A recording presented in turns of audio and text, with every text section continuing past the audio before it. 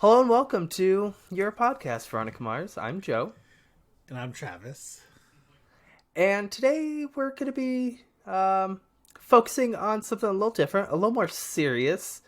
If you might have heard, there have been some recent coming forwards of Joss Whedon's actions, attitudes. What would you... I mean, actions makes it sound like it's it's all inappropriate. Actions makes it sound like it's sexual, and I don't think it was really that. His behavior. Let's go with his behavior. There we go. Behavior is the word I was trying to... Yeah. Behavior spanning from his days on Buffy the Vampire Slayer all the way to more recently... So like 2019? Yeah, 2019, his behavior on the set of Justice League when he took over after the tragedy that happened with Zack Snyder's family. Like, it's kind of... I feel bad for Zack Snyder that like something so awful happens and then like his movie is taken away from him. I know, it's like just salt on the wound. It is salt on the wound. Like, I mean, I'm guessing in like the grand scheme of things for him, it's like... It's nothing. Like, okay. Yes, I get that. I do get that.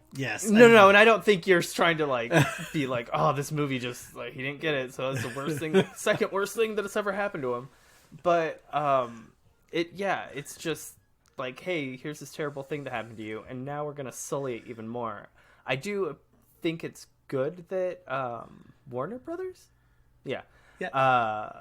is allowing him to like actually fulfill his vision, considering there's just so much outside influence on what happened with the movie. But we're not here to talk about Zack Snyder. We're not. We're here to talk about Joss Whedon. And I don't want to do like an episode where we just comment. Commentate is correct. Is that not correct? Where we just provide commentary of like what's happened. I want to do like a timeline of everything that's happened over the past, I think since 2017, really, of what we can confirm. Well, I mean, when his ex-wife came forward, come to light since 2017. Well, but really, this anything has been going on since like. I want to say it probably started to get really bad. I want to say like season 3 of Buffy. So maybe like is when the ego started. I would say probably once he got his spinoff. Once he got Angel going, I think that's probably when it. So we're gonna give the time. So we're gonna say 2000. So it's been about 20 years. Yeah. But I'm talking more like timeline wise and what's been established, what's like been out, like. People have come forward and say, not just like rumors, gossip, etc. Like these are victims are coming forward basically, and it started with his ex-wife. But before that, I guess we can talk about the rumors that we heard before anything came to light. I guess kind of because we were both part of Buffy forums, and when we say we were part of it, we were like. Deep, we were like in it, like we weren't like we occasionally checked hours out the a day. Buffy forum. We were hours and hours. It was like we would hang out there. It was like a job. We'd hang out. It was yes, yeah. It was crazy. Like we were super invested there. Like we put our time. We spent hours in like because we made it to the VIP forum. So we were like the upper echelon of the Buffy forum. God, Christ, Jesus. And that's what we thought. And that's what we thought. I don't regret any of it. I don't regret any of it. I have no regrets, but it was... Buffy was a really big part of our lives. I have a Buffy tattoo, and a part of me wants to, like, cheese grate it off. Oh, God. But at least it's, like, it's Sarah Michelle Gellar. It's not, like, Joss Whedon. Well, here's the funny thing. Leg. There are people that do have Joss Whedon tattoos or his signature, and that's I feel so bad for them. But also, I'm kind of like, yeah, but you're probably also problematic, so you probably don't see the issue, and you're probably really proud my God. of it. Well, and that's like a large. I remember because I wasn't really into Angel No. until after Buffy ended. Same. And I remember just like hearing things on the forum or whatever, like, oh well, Cordelia died because, you know, that Charisma Carpenter, that wacky lady, got pregnant and that was couldn't like film it. Yeah, it's so weird how we all knew this was a thing. We all knew she got fired because she was pregnant, and no one ever really. I mean, I'm sure there were people that thought this was awful, but the majority of fans were just like, "Oh, that's too bad." And I think what really sucked is a lot of the fans were won over by the fact that Spike took over her role. And this is not like me bashing Spike, but he was a huge part of the fandom. So having him come in was almost a way to like smooth out any of the anger. Well, and you know what? And we'll talk about this when we get to the section with James Marsters, but the fact that Joss hated Spike's popularity, but then didn't hate it enough to replace Charisma Carpenter with him, and that kind of speaks just like volumes alone. Like, I hate this character so much, but I hate you more for getting pregnant, so he's gonna fill a spot. But I mean, it could have also been like, he's the most popular character between these shows, so just like bring him over to this other one. But the biggest problem to try I to always continue had it. with that is the whole climax of Chosen is Spike realizing his humanity and sacrificing himself for something and giving him somewhat of a story arc, and then just to bring him back 3 months later was it cheapened the character. What it did was it cheapened the end of Buffy for Angel, and it's like for a lackluster season of Angel. I mean, I like season 5, but it's a lackluster season 5. It's a weird season. I enjoy the ideas they're going with, like the whole Wolfman Heart thing, but it's like you're shooting your big finale to support something else, and honestly, and then Spike had nothing to do for the entire season of Angel. Yeah, I agree. It didn't lend well. But getting back on track, let's start with Kai Cole's open letter in 2017. Well, I just want to talk about one thing first, and just kind of like laying the groundworks for people who were not super into the Buffy series or fandom, or like weren't really huge Joss Whedon fans until later in his career. It got really big where the fact that he embraced the tagline Whedonverse for his series and all his properties, because he had like Firefly and Dollhouse, and he almost became a martyr for canceled shows. Like, he was this like genius. He was this genius, and just networks didn't understand him, and he was above the curve. He was too much for the networks, and the fans, and we did it too. There's no say we didn't. Oh, we raised him. God, yeah, I was and right there. He fed into it because he used the Whedonverse himself. It wasn't just like a fun fan thing. He fully embraced this whole like, I'm a genius. And to be honest, Firefly sucks. Serenity is great, and Dollhouse is disgusting if you actually think about it. It's such a creepy premise. But I will say, not in his defense, because that's not happening.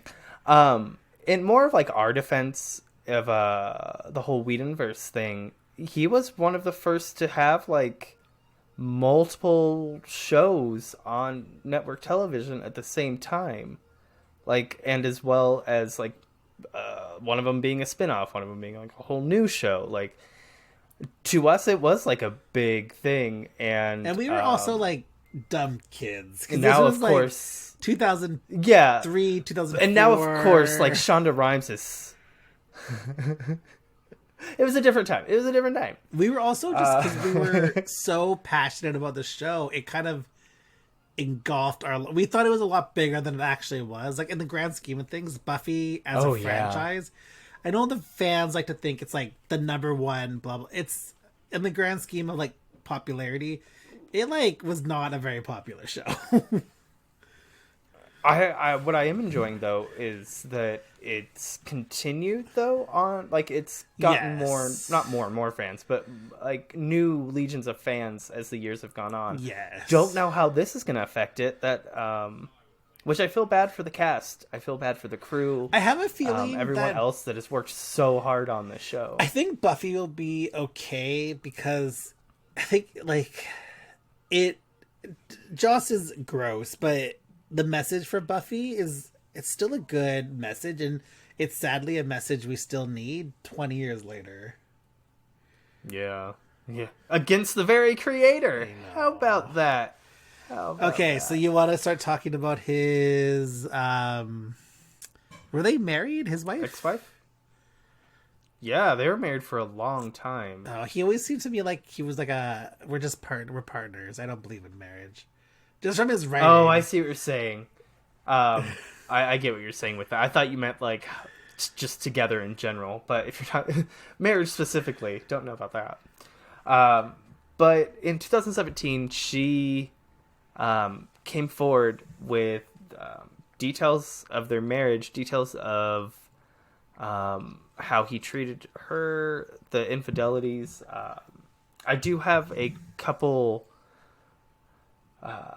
paragraphs I want to go over from that letter just to kind of give a look into what she was talking about, what she's saying, a little bit better look at where Joss was during the Buffy years, because she does go into a bit about that. So Kai wrote, and I quote, "There were times in our relationship that I was uncomfortable with the attention Joss paid other women.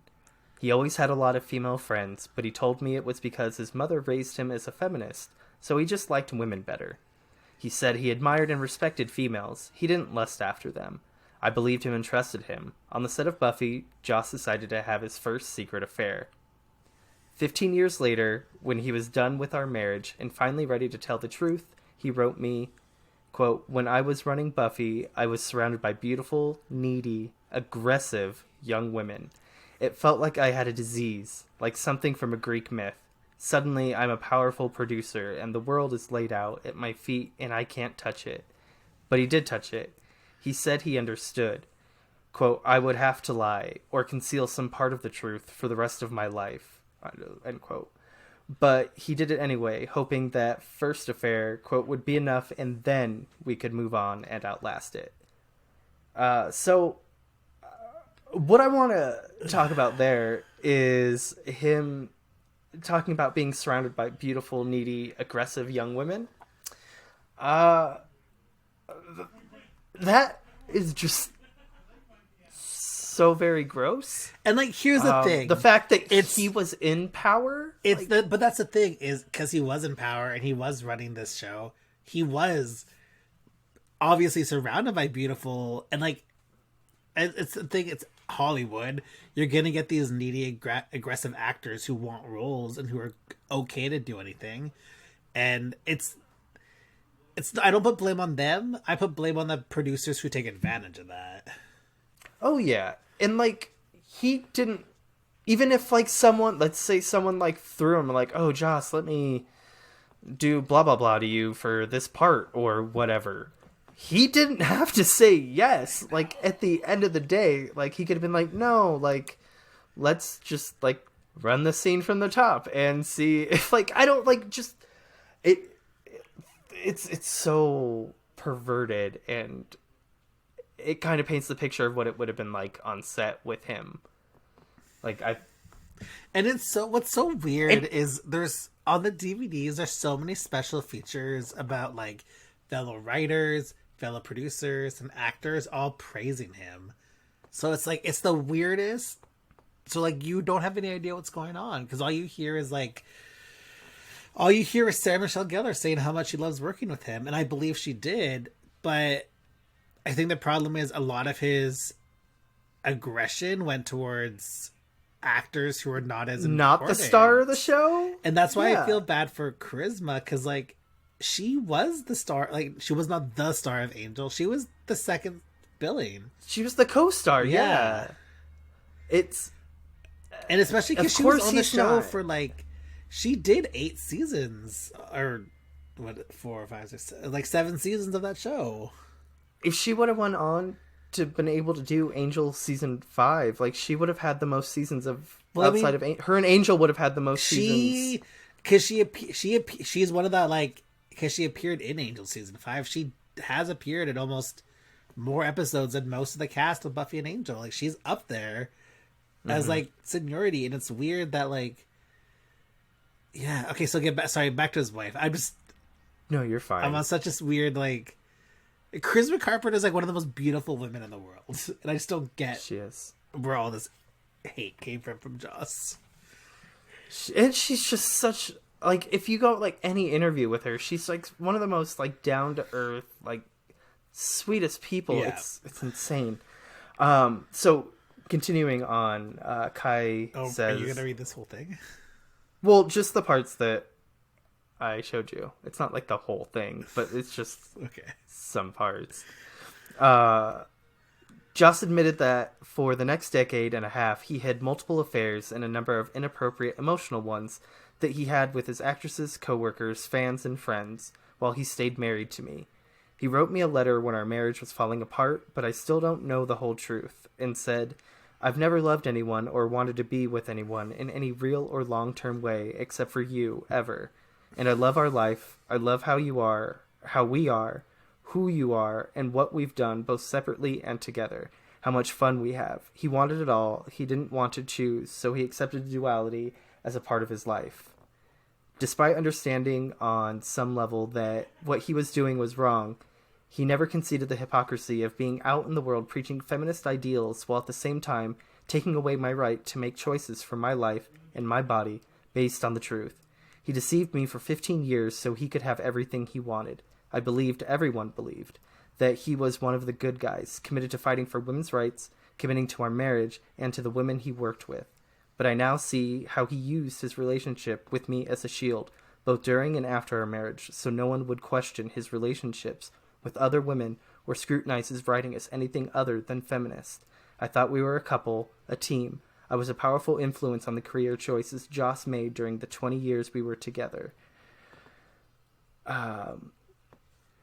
So with that, like, that also paints the picture of, you could kind of see in like how much she influenced him in his feminist writing and ideals, and like what he would have to show. Like, you could take a look at like Age of Ultron, or like anything he's done really post marriage, I guess, type of thing. It feels either like he's come undone or is starting to. I also have to say, you know? the Age of Ultron thing with Black Widow, I think people over exaggerated, because I think that's a real problem women have, and it's a real problem women put on each other. I just think he did it in a very like ham-fisted type of way, because it's a very interesting conversation to have, because I know people who can't have kids and they do feel like monsters sometimes, and it doesn't help that women who do have kids are kind of like, make it very clear, like, there's something wrong with you if you can't have kids. One of my really good friends can't breastfeed, and she's been told by many, many strangers that she's not a good mother because she can't breastfeed her kid. It's disgusting. That's fucking disgusting. That's foul. Or like, if you have a C-section, you didn't really give birth. Like, I think, that's wild. I think people are, when it comes to women not being able to have like a, I don't know, traditional birth, like, I can see the idea Joss was coming up with. I just don't know. I don't think the Avengers Ages of Ultron was the appropriate like venue for that. I think if it was something that was just, since it's like a more nuanced discussion, maybe not in the middle of like a battle between. Like, I think if this was like a topic in like the Black Widow movie, I could, and they had time to breathe, that would work. it would like something, but to be like, I'm a monster because I can't have kids, as like Ultron is like destroying Sokovia, like, it's just a lot, and it's not the right time. And I think it's also more that people, like we said, these rumors were going on for years about like Joss not really being who Joss is and kind of being like a fake feminist. And I think this is part of like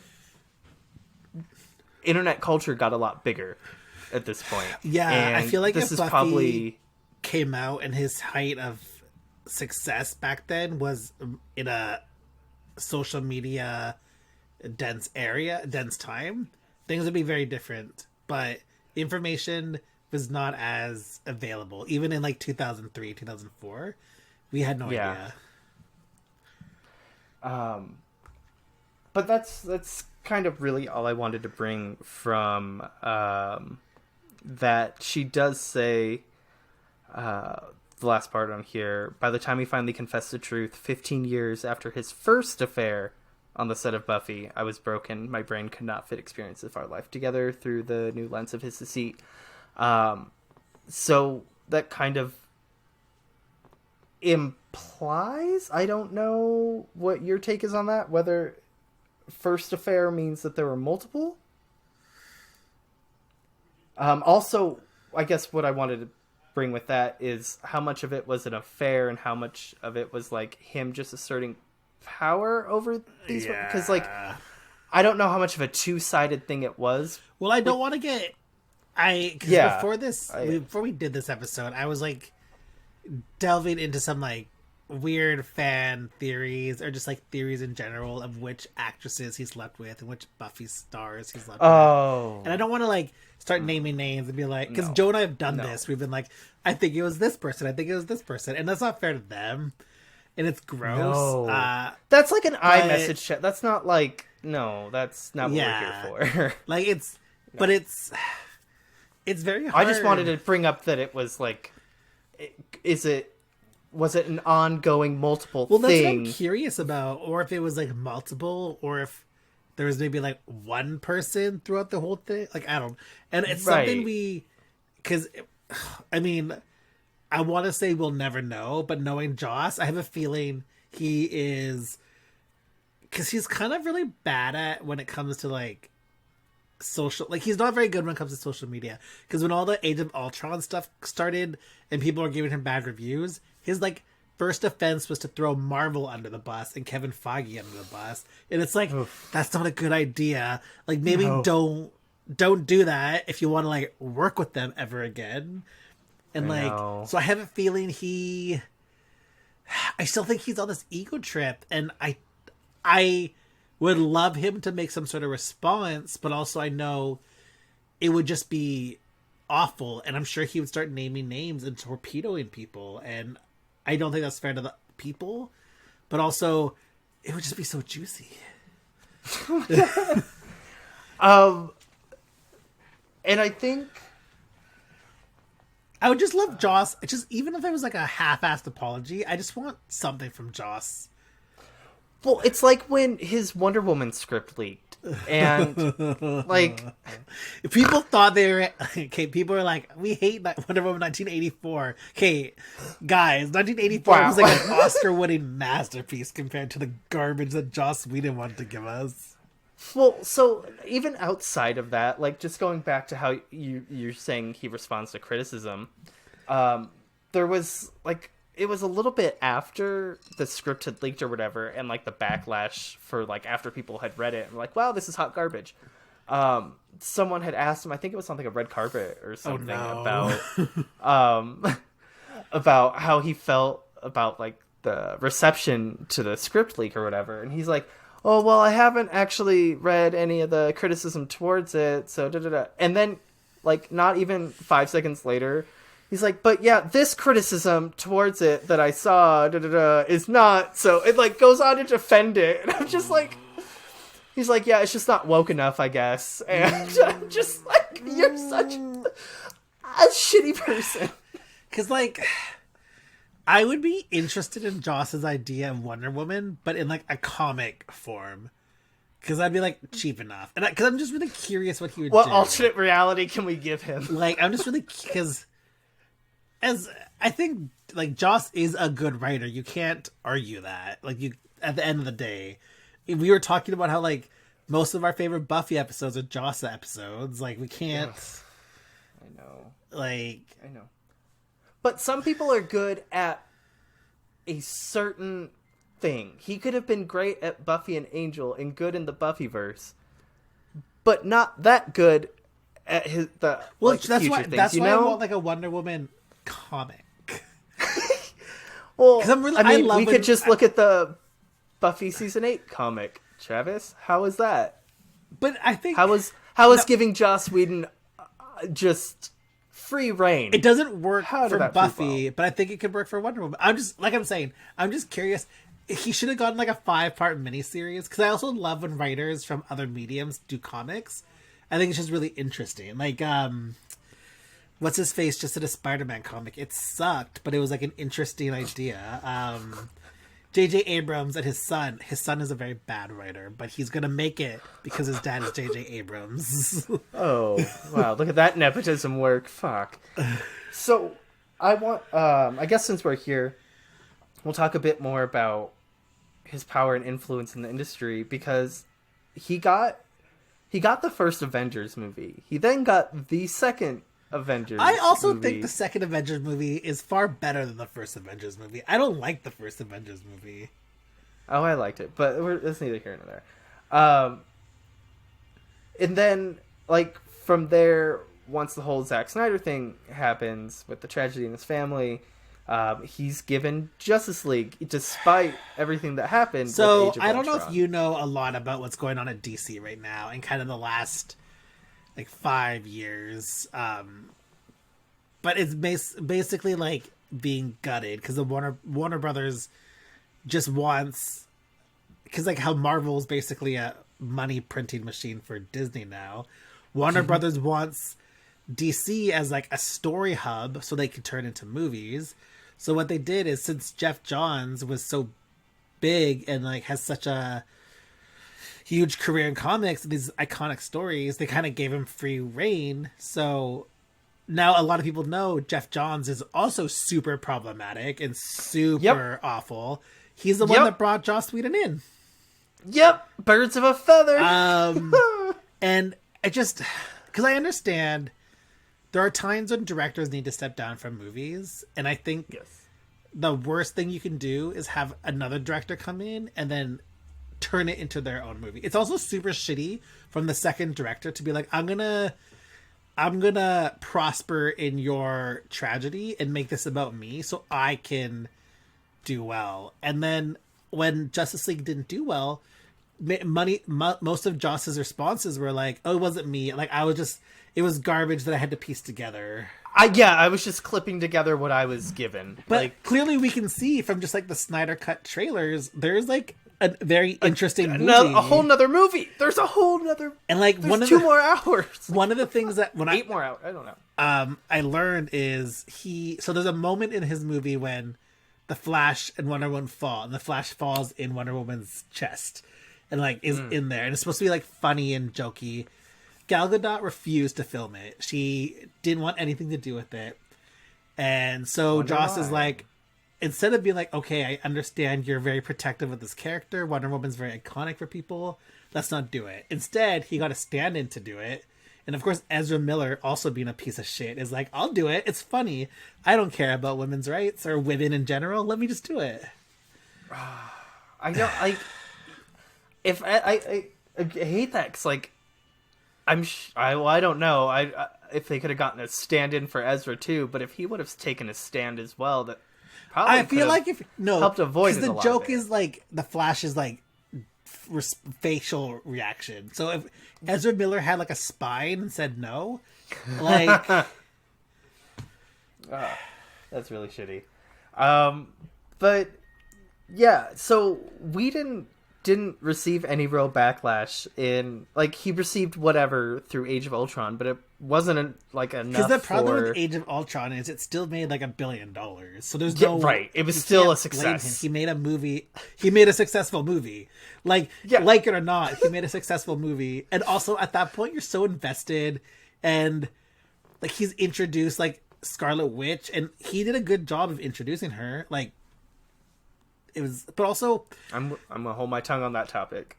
We're not here to talk about that. But I also feel like Joss's actual control in these movies, like anyone who did the Justice League movies, the Avengers movies, would have made successful movies. All the pieces were there. It's very hard to screw that up. Like a moron could have come on, someone who's never directed a movie, and probably could have made like a passable Justice League or Avengers movie. Yeah. Well, yeah, because Kevin Feige is like put all the pieces where they need to be, and all he needs is like the dialogue and action cues from Joss. Like, but it wasn't because the Justice League made like nothing. It made nothing for what it like a team up for. At the end of the day, the Justice League should be making $1 billion. They just should be. It's Justice League. They were always far more popular than the Avengers. Like it's ever like, were. If DC would have put their shit together like 10 years ago, Justice League, like, because at the end of the day, like 10 years ago, no one knew who the fuck Iron Man was or Captain America. I don't think people understand that Avengers were never popular. No, the Avengers were all that Marvel had ever left popular from their like huge like selling like garage sale. That's why they would bring in Spider-Man all the time. Or Wolverine was always Spider-Man, in there. Wolverine. X-Men and Spider-Man were the biggest Marvel properties, period. Avengers were and nothing. Then Marvel didn't own them anymore. So then they had to make something out of the Avengers. And they did. Now they they're bigger did. than the Justice League. Now they're bigger than the Justice League. They deserve How that happened, Joss Whedon. But it was all Joss Whedon. It wasn't until Ray Fisher finally came forward that Joss Whedon saw any sort of ramifications in his career. Like the allegations, they made it to where like they started an investigation, and we haven't learned the outcome of this investigation. It is still ongoing. We know that from Charisma Carpenter's letter that we'll get into in a minute. But it wasn't until Ray Fisher came forward that Joss lost his new show that's going to be on what, HBO Max? Is that what it is? Showtime? I can't remember. I think it's HBO. Something. He had a show. He was showrunner of. His show is also basically a just season. X-Men. It's kind of disgusting how it's just X-Men. But he's been removed. He won't be returning for season 2 if there is a season 2. But do you wanna talk about the Ray Fisher? Yeah, I think we've all known for a very long time, like, Joss Whedon is low-key racist. Like, I'm just gonna throw it up there. Like, just look at the cast of any of his projects. Look at as Gunn as a character. He was very just like.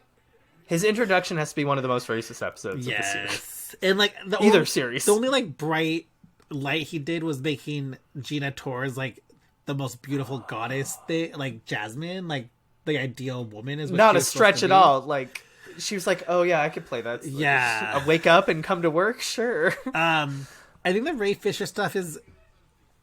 I'm very torn because I very much support Ray Fisher, and I think he needed to talk, and I'm really glad that as he started to talk, other people came forward, because you kind of always need that first candle lit for others to like that first match, and then they all come out. No one wants to be the first one because you don't know what the reaction. It's scary, yeah, especially with someone as powerful and beloved as Joss Whedon. Like he has a cult following, and I think he came out at a good time where it was this was kind of like at the height of like the Black Lives Matter kind of all around that. It was about a month into it of Yeah. that summer, because it was July 1st of 2020.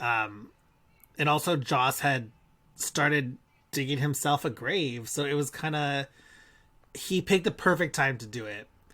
I just wish he hadn't also then gone and torpedoed the studio as well, because I get it, you're angry and upset, but also this is how people get blacklisted in Hollywood.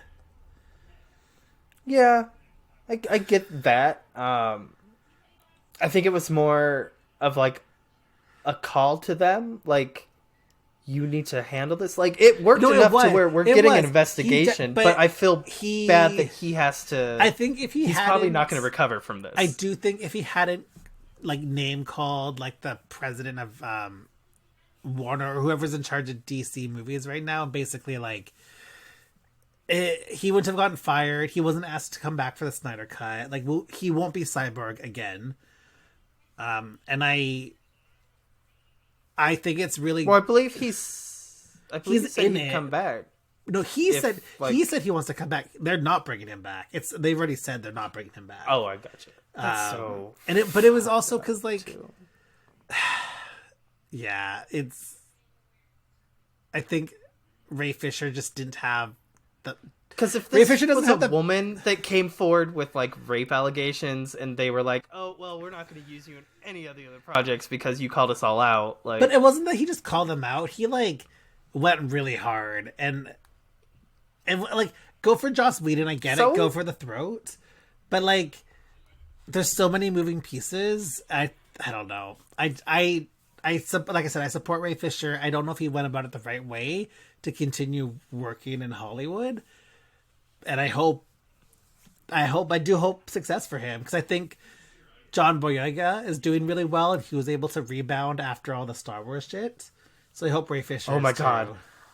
Oh, I love John Boyega going in on Star Wars fans. It is. Yeah. I don't even care about Star Wars, so that's probably why I enjoy it Yeah. even more. But he just lets him have it. Do you want to talk about the podcast quote from him? The one. Okay. So one of the. Which one? It's the gray one, right? Not his tweet. But one of the things that I will Okay. say. So something he did talk about was, and I'll just read his quote here.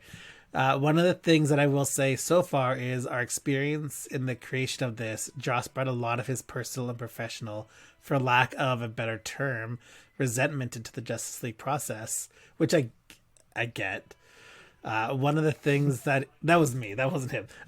One of the things, one of the things that he had said in our first conversation was that people didn't quote unquote get Age of Ultron, and there were certain things being said in the conversation where I was like, oh, this is less about the work being presented and more of sort of like an ego stroke to say, well, look, if you like it in this movie, you should have liked it in that one. Ha ha, joke's on you.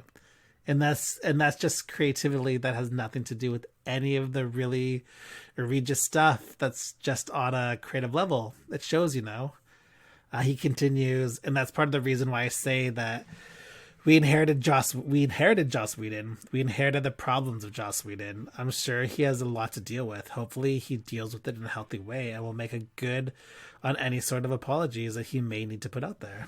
End quote. Yeah, it's gross that Joss came in with an agenda, and that's what I mean. He came in at this time of tragedy. Like, it's like, I don't want to talk about the Zack Snyder stuff, but it's probably the worst thing that can happen to like a person. One of the worst things. And Joss came in and made it about him rather than like Honoring Snyder's project? Like, I get it. There's going to be differences because That's not his film. it's not his film. There's going to be things that are maybe not what Zack wanted, but at the end of the day, there is a script and there is a way to A vision. and like the fact that he pretty much ignored. Like, I have a feeling Joss did not watch Man of Steel or Batman v Superman and just came in this with like, yeah, let's do Justice League. I don't give a shit what's already going on. I'll take what I have and I'm gonna like. He made Batman so quippy, and I don't like quippy Batman. I don't. That's no. I get it. I get that.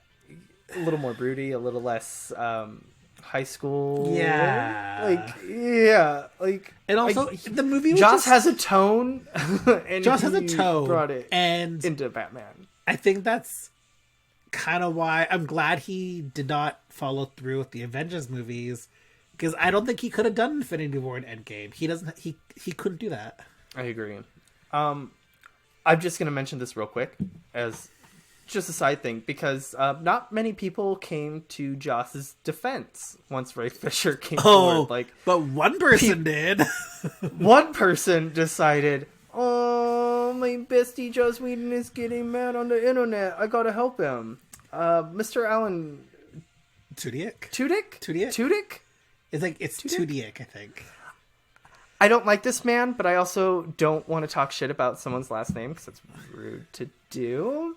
Because Joe has some pent-up anger about that. But when this all came forward, he was just like, he tweeted, wasn't there, but I've known Joss for 17 years. I honestly can't even imagine it, and I have a pretty good imagination. Well, once Charisma Carpenter came out, I started adding him about this, just asking like, hey, Alan, how's your imagination now? How's that going? And then soon after, he deleted this original tweet, and still, as of Wednesday, February 17th, has said nothing about it. And he won't, because he has a show right now he wants to keep on the up and up, so he's not going to make any splashes. Honestly, I'm not over here adding people that know Joss Whedon. They're like, what do you have to say about this? But the fact that he chose to open his mouth at this point for Ray Fisher... Yeah. Just wondering where your imagination is right now, Alan. Alan, what's going on? But that's all I'll say on that. I don't want that to take up any time. It's not about Alan and his boner for We're just going to say Whedon. that Alan Tudyk is a piece of shit. So let's move on. Allegedly. I'm glad Wash died. Allegedly. I'm glad Wash died. Let's kill Wash again, actually. Let's drive another pole through his face. Fuck. So after Ray Fisher came forward, we started to see a little bit of a trickle of I didn't even know more. this stuff. The next thing we're going to talk about, I had no idea until you sent it to me. Because it made no splash. Yeah, I didn't know about it either. It wasn't actually. I was on Twitter, and someone I was following at the time had said something after this about. I can't remember what it was exactly, but he was like, Pruitt and Crawford, the stunt people on Buffy, were just saying this for attention. They're mad because Joss got rid of them in season 4, and this is just payback at him. And I was just like, okay, well, I'm just gonna unfollow you now, and went about my day. I looked into it then. So it turns out Pruitt and Crawford. Pruitt was Sarah Michelle Gellar's stunt double. No, throughout Crawford Buffy's. was. Oh, sorry, Crawford was Buffy's. They had a man stunt double for Sarah Michelle Gellar for the first 4 seasons of Buffy. While Pruitt was the stunt coordinator, and they were a couple. Well, the stunt coordinator said, Pruitt said, we had a great relationship, Joss and I, but he changed as the show took off. He went from the humble writer who used to turn to me for ways to shoot fight scenes into a real egomaniac who believed in his own hype. Then again, maybe he was always that way, and I was simply too naive to see it, as he never showed that side to me before. We'd always supported each other. He goes on to say, Sophia and I kept going for as long as we could, but tensions grew, and certain members of the crew began to plot against each other, including shady things directed at me behind my back. He said, finally, he said, after further disagreements on set, which saw Pruitt speaking out on a public Buffy forum, and Whedon claiming he told lies about him, he said, finally, I simply reached down and took his hand. I shook it and told him how much I'd love working on the show with him. I wished him luck and left. He looked stunned. Pruitt added, Joss told both Sophia and I that no one will ever hire you again after this. He never says to anyone that he'll see to it you never work in this town again. He is very careful. He only insinuates that no one will ever hire you again if you don't please him. However, he explained that due to having friends in the industry, he continued working and said, in spite of Joss, Sophia and I both went on to make more money with less heartache than we'd made in all the Buffy years by working on other projects. He he said, although we'd love making the show by season 4, we'd become fed up with it. But he said he didn't learn until later on. Sophia didn't tell me till later that Joss had asked her to return to keep being the Slayer, but he had one request. He wanted her to break up with him at first. She refused and left. She was disgusted by this. So it's just, that's kind of weird that Joss would want her to break up with her boyfriend, husband, whatever they were at the time. It's weird. And also, that's such a weird request. They both went on to do very well in the stunt industry. They both continued to work up to this moment in time. So clearly, Joss's threats mean nothing. Well, and I'm glad for that. Also, Sophia was why would they go and? She was a stunt person on Veronica Mars, so synergy. Look at that! Look at that. But yeah, that also lends of course, bully victims, all that, always. But why? Logically, why would they be making that up at this time? Yeah. They've had continued success. He does say, still, I must admit that sometimes I've been offered a job only for it to suddenly vanish. I've been told that they wanted a Jeff Pruitt type, but it can't be Jeff Pruitt. He says that actually has happened a couple times. So I guess he's gotten his infection in there a little bit, but not enough to actually ruin these people's careers. Well, no, because I'm looking on IMDb. Also, Jeff Pruitt was did all the Power Ranger stuff, so kudos. You're basically everything in my childhood, sir. Right. I didn't know it. You owe that man a lot. Yeah. You owe him a lot more than you owe Joss. And then, so after them, because at the end of the day, I don't think Joss Whedon ever had a lot of power. Because none of his shows succeeded. It's not like he had. It's not like he's what's his face who does all the NCIS shows or the Chicago shows. Dick Wolf? Yeah. Joss Whedon thinks he's Dick Wolf. Or Law and Order, Dick Wolf. Or Shonda Rhimes. I think Joss Whedon. Let me know when you have a 16-season show, Joss. Joss, all his shows, I think Buffy is his only show that lasted and technically got canceled after 5 seasons. Yeah, so that would be the same length as Angel. 5 is his... But I also don't want to have that as a factor because Brian Fuller has been repeatedly fucked over by studios. So, but I'm just saying, I just mean there's no. He has no power. Yeah. He's not going around being "Hey, he thought he did." Steven Spielberg never hired these stunt doubles. Okay. Spielberg's who the fuck are you? Yeah. Who is this trolling balding man coming at me? Please remove him. But Spielberg is his own right of problematic, so whatever. I mean, they all are. What white man? White male in Hollywood with meant an inch of power. Any platform. So speaking of straight white men, James Marsters. I feel for him. I didn't know about this first part, or the second part, until I was really researching this. But the first part I wanted to talk about is Spike's popularity, because I'd mentioned it earlier in this episode. He was on the Michael Rosenbaum podcast, and he was talking about his time on Buffy. It's weird that him and Michael Rosenbaum are super good friends, but whatever. Well, they were together on Smallville. He was on Smallville, that's why, that's right. Yeah. He was Brainiac. Oh, wow, look at me, no some special effects that you don't. Yeah. Spike says, or James Marster says, bloody hell, no. He says, I came along and I wasn't designed to be a romantic character, but then the audience reacted that way to it. And I remember he backed me up against the wall one day and he was just like, I don't care how popular you are, kid. You're dead. You hear me? Dead. And I was just like, it's your football, man. Okay. Rosenbaum asked Marsters if Whedon was joking, to which Marsters responded, no, hell no. The podcast host then asked if Whedon ever apologized. He didn't. Then, if Whedon was angry at him. Marsters elaborated, he was angry at the situation. The Buffy actor went on to explain that Whedon was frustrated that Spike's popularity among the fans was adverse to his vision for the show.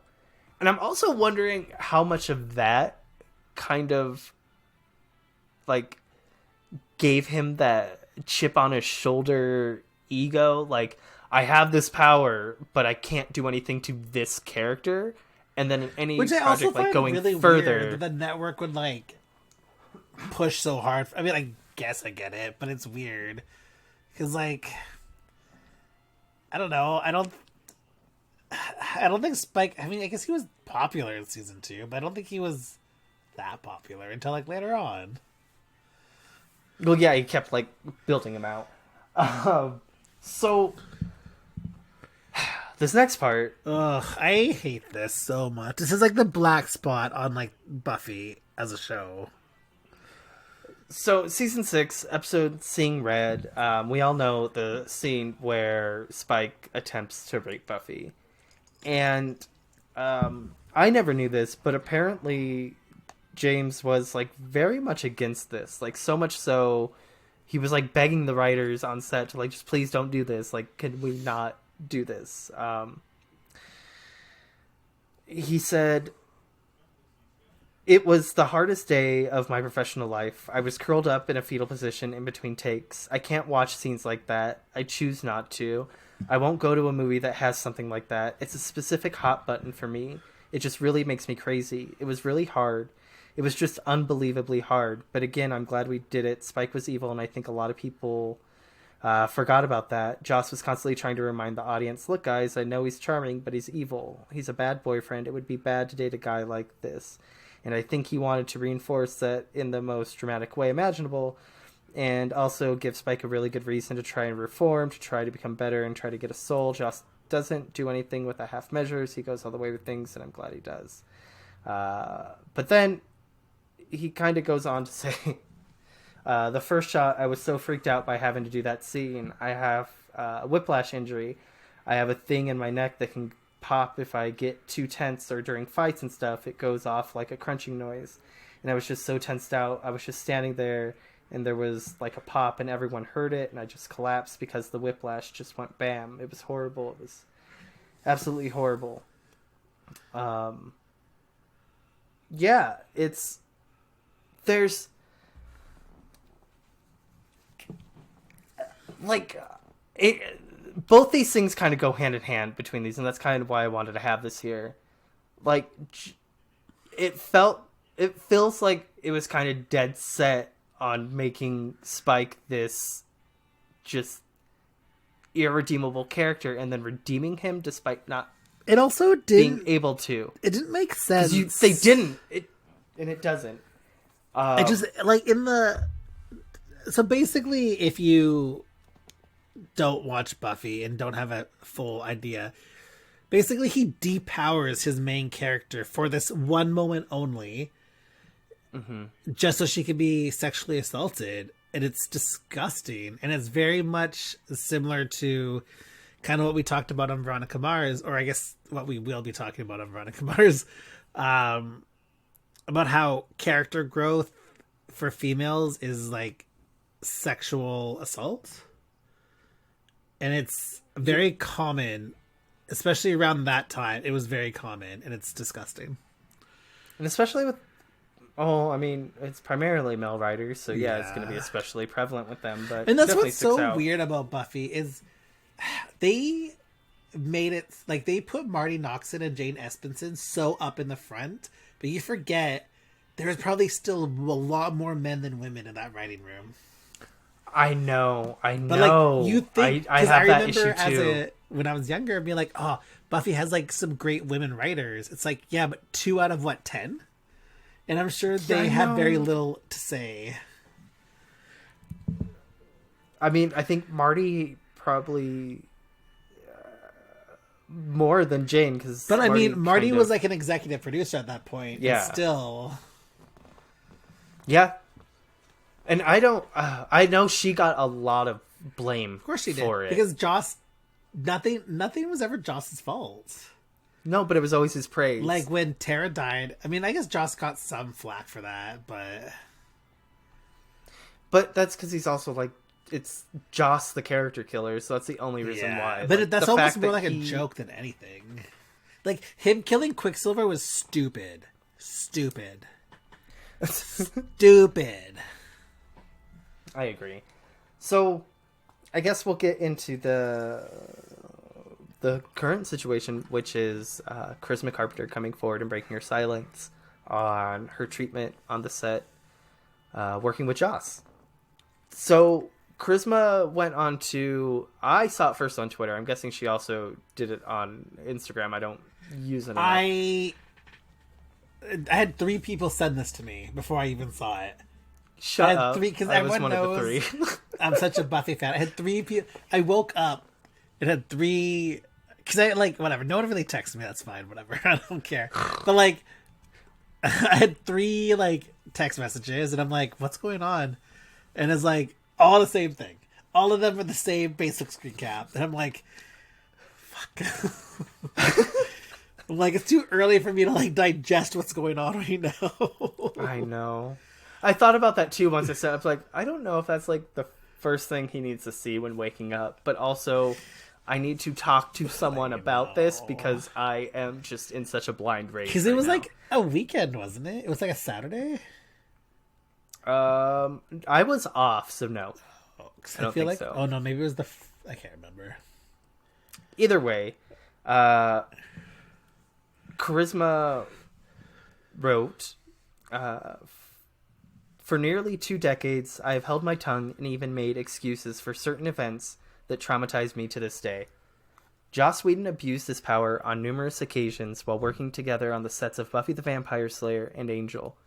While he found his misconduct amusing, it only served to intensify my performance anxiety, disempower me, and alienate me from my peers.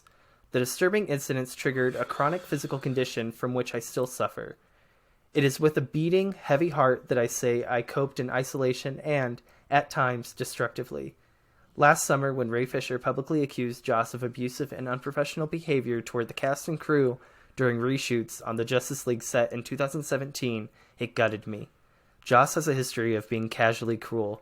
He has created hostile and toxic work environments since his early career. I know because I experienced it firsthand, repeatedly. Like his ongoing passive-aggressive threats to fire me, which wreaks havoc on a young actor's self-esteem, and callously calling me fat to colleagues when I was 4 months pregnant, weighing 126 pounds. God damn. He was mean and biting, disparaging about others openly and often played favorites, pitting people against one another to compete and vie for his attention and approval. He called me in for a sit-down meeting to interrogate and berate me regarding a rosary tattoo I got to help me feel more spiritually grounded in an increasingly volatile work climate that affected me physically. Joss intentionally refused multiple calls from my agents, making it impossible to connect with him to tell him the news that I was pregnant. Finally, once Joss was apprised of the situation, he requested a meeting with me. In that closed-door meeting, he asked me if I was going to keep it and manipulatively weaponize my womanhood and faith against me.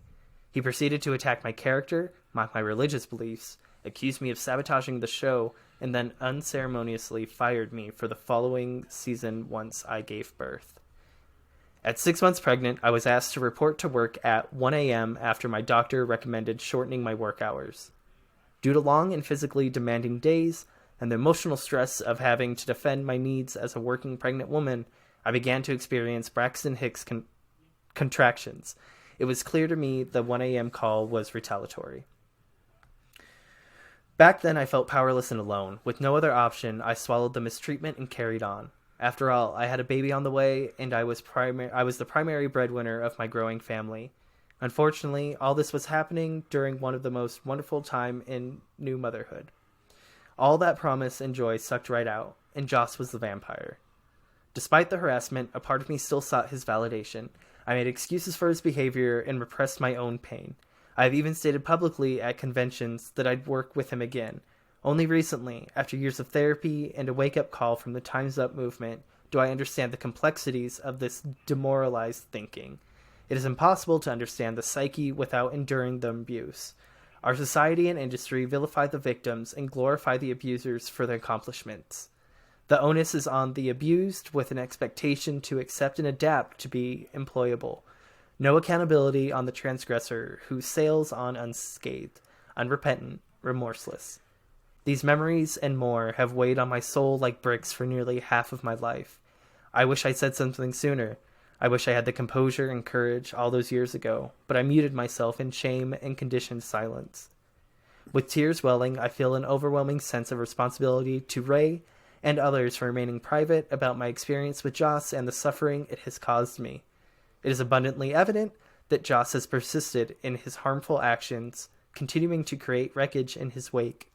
My hope now, by finally coming forward about these experiences, is to create space for the healing of others who I know have experienced similar serialized abuses of power.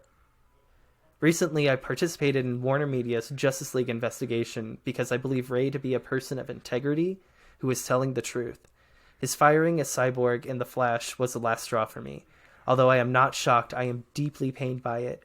It troubles and saddens me that in 2021, professionals still have to choose between whistleblowing in the workplace and job security. It has taken me so long to muster the courage to make this statement publicly. The gravity of it is not lost on me. As a single mother whose family's livelihood is dependent on my craft, I'm scared. Despite my fear about its impact on my future, I can no longer remain silent. This is overdue and necessary. It is time. So that was heartbreaking to say the very least. The fact that she feels responsible for anything that happened to Ray Fisher because she didn't come forward is just truly soul crushing. Like she shouldn't have to feel that way. It should not be her responsibility to stop this man. First of all, she can't be the only person that saw it. Like, other men, I am sure, saw what he was doing to her. And didn't say anything. Like, there's so many other people that should have come before Charisma to say anything. And I feel just devastated, feeling like knowing that she feels that way. And it's so tough because all these people, as much as I'm sure they wanted to help Charisma, they also had like probably families to support, and it's like, okay, do I stand up for Charisma and do the right thing and get fired, or do I stay quiet and I can afford to live for one more month? Like, that's the problem with situations like this, is there's no one to blame except for the person, the abuser, and that's how they know they're going to get away with it, because they have this power where it's like, oh, you want to say something, but you're going to be fired. It's crazy. And at that point, if it's not like the abuser, someone else, and it's just the abuser will isolate, like she had mentioned, they'll isolate the person they want to abuse. And it's so gross because like they did like the Buffy 20th like reunion thing for Entertainment Weekly, and like even back then everyone was basically praising Joss, and it's really gross. And it's really, really gross to think like basically everyone there didn't want to be there, but they're doing it for the fans. Or I know. And then I'm really glad he was not a part of the Angel little reunion thing they did. That was nice. That actually makes more sense now, I'm wondering. That's what I'm thinking too. I am thinking that as well. Well, because I want to say that just because Buffy and Angel cast members have been coming forward with support for Charisma and Ray. And David Boreanaz was one of them. First of all, he locked his account like as soon as this happened. Mm-hmm. And people were like, okay, what's going to happen with this? Like, is something gonna happen, like, coming forward? David did something. I mean, he did like have an affair on his wife, so he's not exactly like above board, but he's not the greatest. People seem to have forgiven that. He tweeted at her like a couple days after, I'm here for you to listen and support you, proud of your strength. And Charisma responded, I know you're there for me, David. I appreciate all you've done to demonstrate that support privately as well, especially since Wednesday. Thank you so much. And I would hope David and Charisma's bond is tighter than his loyalty to Joss. I don't think David had a lot of loyalty to Joss, to be honest. I think David was just, again, an actor who, like, yeah, he was the star of Angel, and I'm sure he tried, but at the end of the day, he had no power. He wasn't, like, a producer or had anything on that show. And at that point, I think Joss was so concerned with other projects that, like, I'm sure they were afraid if they started, like, making waves, Angel would be gone. So I'm glad that they're close, and I'm glad that they seem to be friends and supportive of each other, because that was my biggest fear, is that it would come out that David was, like, a monster. Like, to know that she just didn't have any support, like... Yeah. Like, that would have been... And then I feel... because I feel bad for him, and I feel bad for everyone, but for him and for Sarah Michelle Gellar, because I'm sure it's really hard for her, because she has to make a statement. She has to. Like, I'm sure she was hounded the moment this stuff came out by, like, news articles, by fans, and she's so far removed from, like, Hollywood at this point, like, and by her own choice, that I'm glad the statement she made was very, like, vague, because I'm sure she has her own stories, but she also needs to make it has to be her choice when she wants to talk about it. And I'm also sure she reached out to Charisma personally. I believe, yeah. Like, she's not reaching out through Instagram posts or anything like that. She's, like, with David, like, he locked his account and probably, like, went directly to her. And I think a lot of people miss that. Like, I'm guilty of it. That just because something isn't shown online doesn't mean it didn't happen. Like, because text messaging exists. Like, emails exist. Or, like picking up a phone and calling exists. Calling exists. Because I would hope, like, David would be like, call her, hey, Charisma. Like, because I will say, I am curious why Allison Hannigan and Alexis Denisof have not said anything yet. I am a bit curious, and I don't want to speculate. I don't want to speculate, but that is the only, like, actor who hasn't said anything that I'm curious about, because they both worked with her basically the entire time. Yeah. I enjoyed that Amber, who never worked with Charisma, said something. Also, because I remember for the longest time, so there's this DVD feature on the season 4 box set when Joss is they're talking about bringing in Tara, and how Joss is like, I always pictured Tara as, like, very petite, like, bookish girl, and I never, like, never thought about that, but, like, in my head I'm like, was Amber Benson just too, like, she was just fat? Is that why you didn't like, that's why you didn't want her? Because they've talked about how he did not want to hire her, and I think it's because she's not even like she was fat, she was just, like, bigger. No, she was, like, curvier, and I think she had some hips, like, goddamn, she was born with hips. I'm pretty sure Joss just wanted, like, someone super skinny so he could play out his, like, lesbian fantasy. He has a definite type of who he likes and wants to cast in these roles. Like, no matter what it is, like, it's always the same. It's wild, but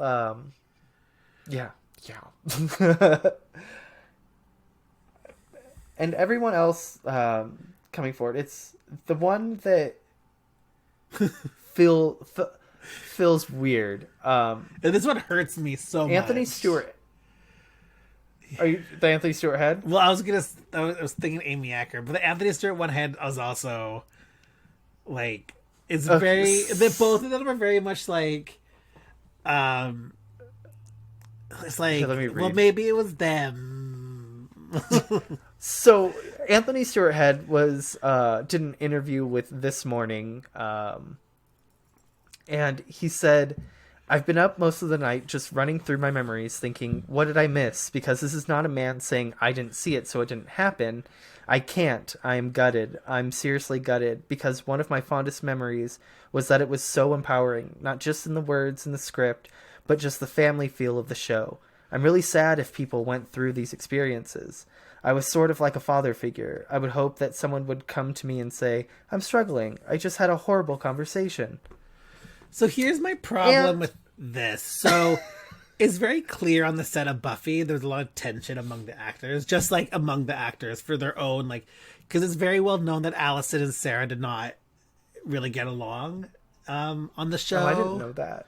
Oh, you didn't know that? No, I didn't know that. Okay, I thought it was very well known. Makes sense with how they're not like BFFs. But right like now, apparently like in later in life they like reconciled, like both being moms, they kind of realized they're just being dumb kids on Buffy.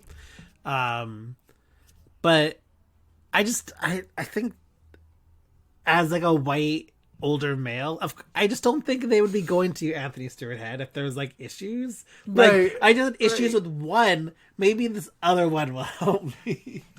What are you gonna be like?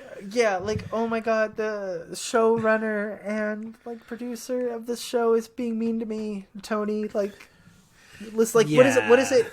Like, that's not how this works. That's not how. Because Tony has no power. Tony also like jumped ship after 5 seasons. Right. Like, also not on the set of Angel.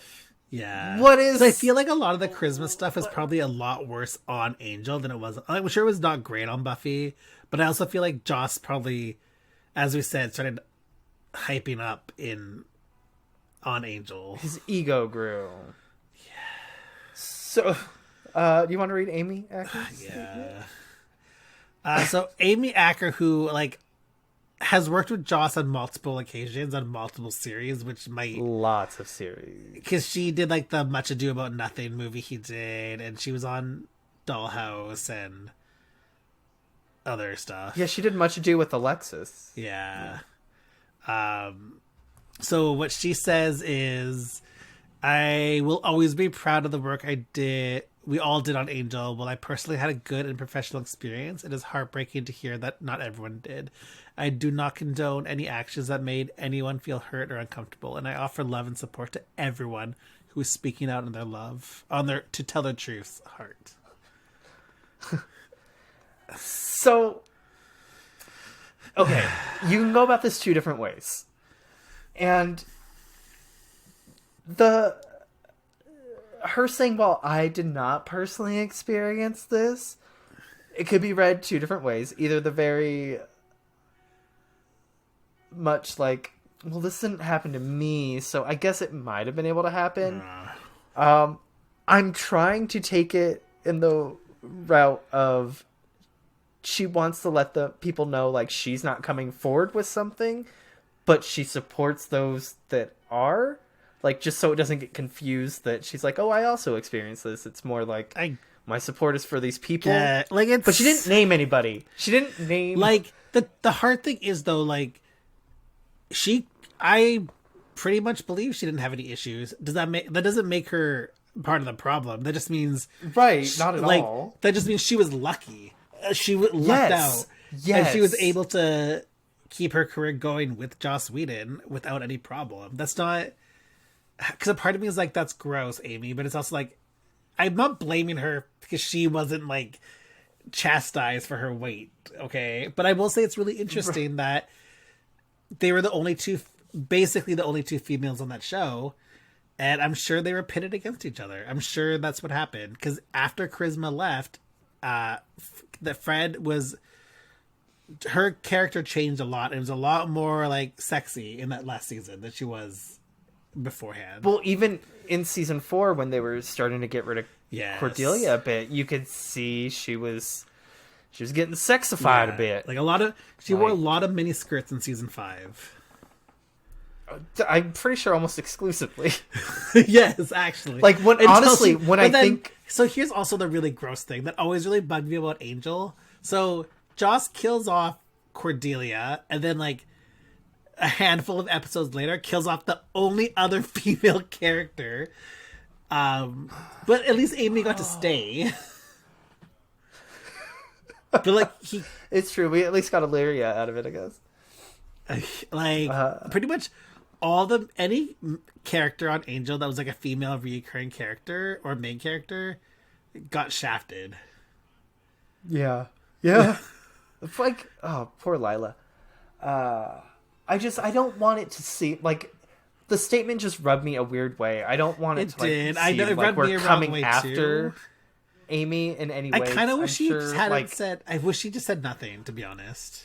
Well, they can't because people are just gonna hound her until she does say something, and I agree. Like, I wish like no one had to say anything. Like, they could just like reach out to support. Like, but it's also good to see like I don't know. It's such a double-edged sword, you know.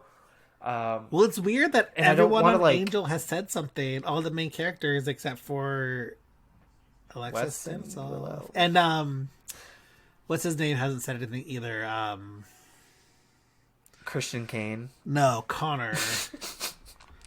Oh, Vincent Kartheiser. Yeah, but I have a feeling he probably had a really shitty time on Angel too. Probably. Well, I mean, he came in the season where it was probably the worst for And then charisma. he spent the most time with her. I know. Actually, yeah. You know I what? never even He's thought at of home that. with Alexis Bledel. Just let him live his life, okay? Oh my god. You know those two are like living some problematic life together. You just know it. I don't want to like get on Amy for like not No, wording things I perfectly. get it. It felt weird. I would love to hear from Nicholas Brendan, but I know he's his own No. worst enemy. I was thinking this. I actually went and double checked. I was like, has he said anything? And he hurt his back like a little bit ago, so he's like out of commission right now. No, okay. So- Just because you hurt your back, you can't be like. No, I'm just letting it be. Travis, He's just his let this. We own don't. very need problematic that. self, and I think he can just stay with himself. No one needs his opinion because I'm sure it's not going to No. help charisma at all. No. So do you remember that? Did you see that TikTok that I retweeted about like what Buffy characters can say the F word? Yes, and it's like Say it's the my F favorite slur? thing, and greatest. because Yeah, of we course should talk about it. charisma would, of course Cordelia would get to, She does because she owns that power. and I at the very appreciate end, that. it just- yeah, at the very end, it just brings up Xander, and for like a split second, like it brings up Xander for a split second, and the guy's just like, never, like he can never say the F slur. But that's how I feel about like Nicholas Brendan making a statement on this. Well, Like, considering no, just Nicholas please Brendan don't. like married a fan, and then they had a very abusive relationship, and were like divorced within like 6 months, he also clearly has a lot of mental issues he needs to work out, so he can just stand his own little island. Yeah. But who? Emma Caulfield gave her support. Jayakis Richards, Eliza Dushku. I feel so bad for Claire Eliza. Kramer. I'm really glad she didn't seem to have issues on Buffy.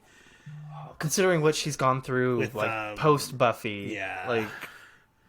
But to be fair, I was she expecting. was like, I mean, I was gonna say because she was 17, so I don't know. I don't know if that. Well, I don't know if that means anything, but that leads us into our that's- next topic. That's a good lead into our next one. So, This Lord. one I don't. This one. I'm is just gonna start painful. this out with allegedly because saying anyone's a pedophile. I just want to is, say I feel I'm so not getting bad. sued. Just first of all, Michelle Trachtenberg got so shit on just for her character, Yes. character alone, and people still give her shit about it. Like, guys, come down. Like, it's a character on a TV show. Like, if that's your Like we're all that's adults now. your biggest worry in life, then you need to reevaluate your life. Okay, so fuck off. But I'm gonna read what she said. Well, no. As much as I love fandoms, there's a lot of children in these fandoms who are 40-year-old people. Yeah. So what Go Michelle on. Trachtenberg says is, "Well, I am proud to have my name associated with Buffy Summers. I don't want to be forever associated with." Oh no, is that what? That's sorry. That's what Sarah wrote. So that's what Sarah wrote, and she Michelle Instagrammed it. Is Instagram? She took a photo. She took a screenshot of She took a what Sarah screenshot wrote and posted it as her photo. and put a little like prayer hands on it or clapping hands. prayer hands. They're supposed to be prayer hands in this. So what Michelle says is, "Thank you, Sarah, for saying this. I am brave enough now as a 35-year-old woman to repost this because this must be known. As a teenager, with his not appropriate behavior, very not appropriate. So now people know what Joss did." She puts a lot of periods in this. Sorry, guys. The last comment I'll make on this was, there was a rule saying he's not allowed in a room alone with Michelle. Again. So if it would have just been like, he's not alone in a room with Michelle, period, that's it, I'd be like, okay, so like maybe like just like think he might be skeezy, whatever.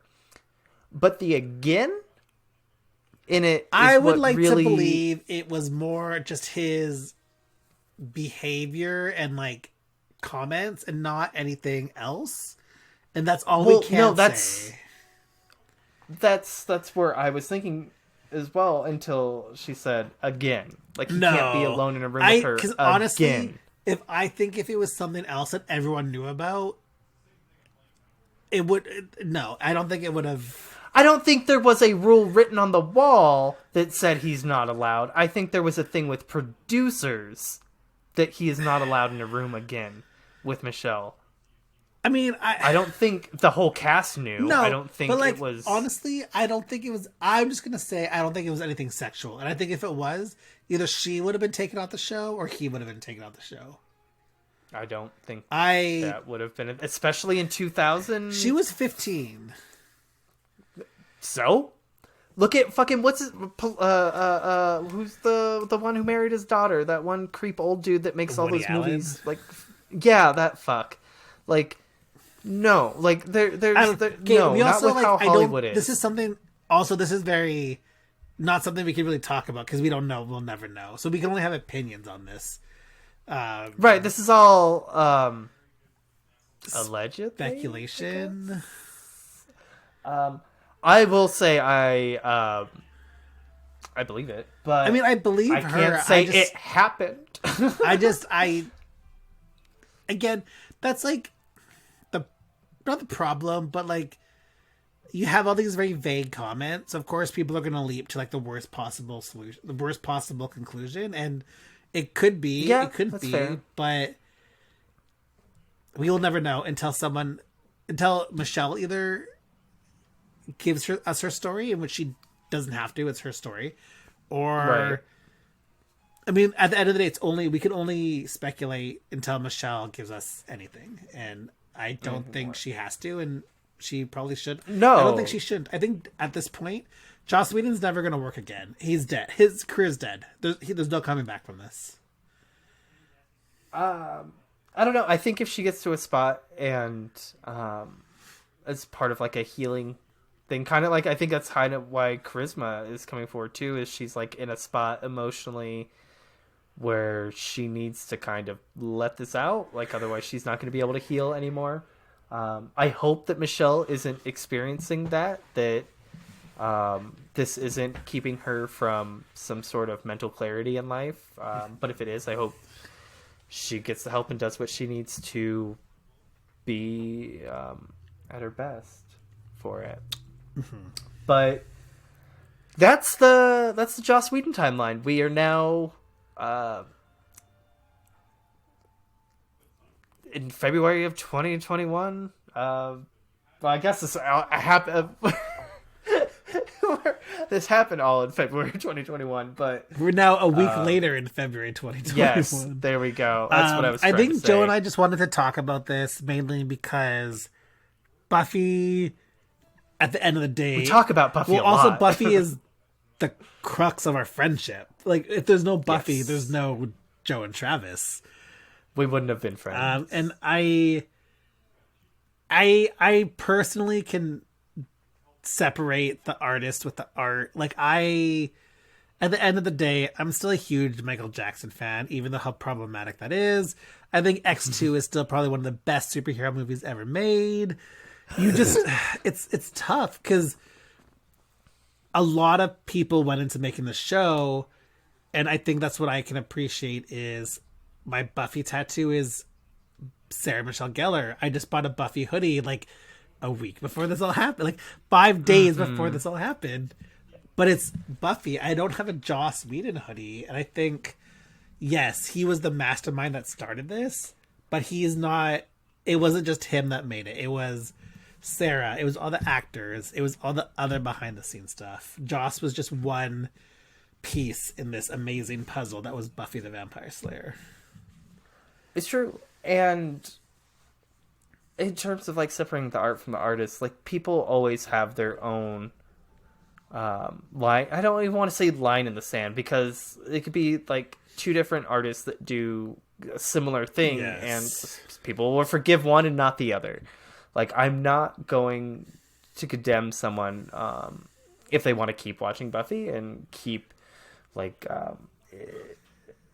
having it part of their life, but I'm not gonna think less of someone who's like, no, I need to cut this out of my life altogether. Like, he's a trash human being, and I don't want anything to do with this. It's like, very similar to all the J.K. Rowling stuff going on right now. It's like a part of me wants to burn all my Buffy DVDs and books and comics and merchandise, but then a part of me is also like, I look at the little Buffy Funko I have beside my desk, and I'm like, I love Buffy.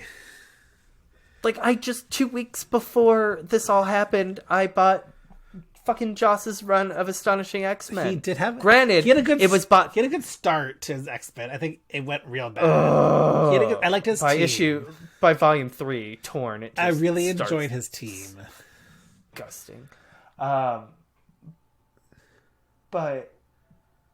yeah, I mean, granted, I bought it secondhand, so he's not like getting any of that money.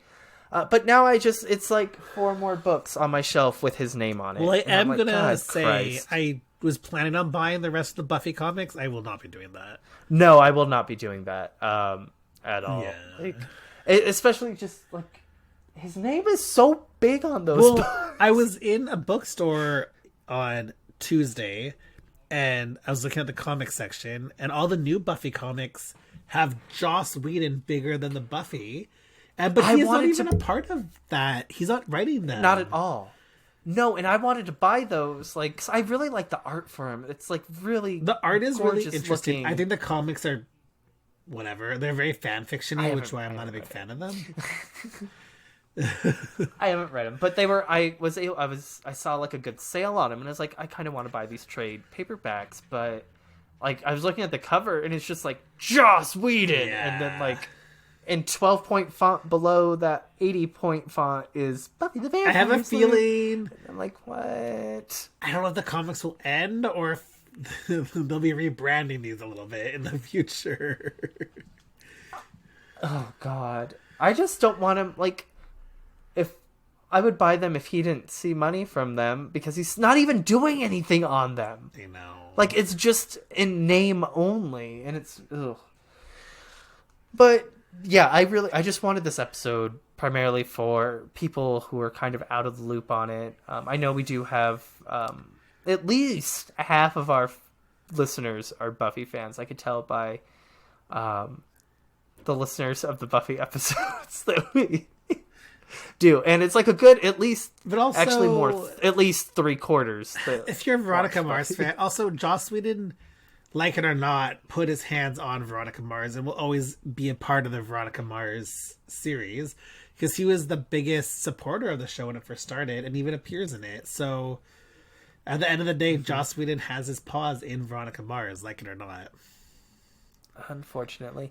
Can I just burn that? Oh, yeah, can I just burn that episode? Because I think on the season 1 box set, they have his quote, like, best show ever.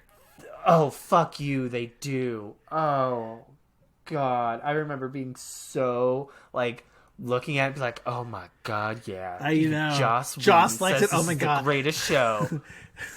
He's so right. Oh my God. Joss has the best opinions on things. Oh my God, Joss, tell me what the show is gonna get please, like 8 should I seasons. watch it, Veronica Mars? If Joss Daddy says it's good, it's gonna please. get 8 seasons. Oh God, no. Okay.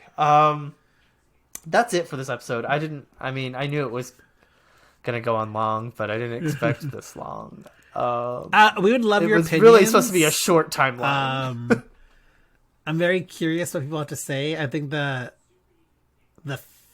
reactions have been pretty positive for the actors. You're obviously going to get those idiots who are going to be negative because that's just, it's the internet and everyone, like an asshole, has an opinion. So yeah. It's true. It's the fact. Everyone has an asshole and everyone has an opinion. Yes, Travis, we get it. Live, laugh, love. We get it. Yeah, let us know. What are you going to be able to separate the art? Are you going to continue to watch Buffy? Are you going to continue to collect Buffy memorabilia? Like, where are you ending it? Like, I know for one, I'm going to. I mean, I'm not going. I usually do a Buffy rewatch. I don't know how that's going to happen. Like, I still rewatch episodes when I want to pick me up.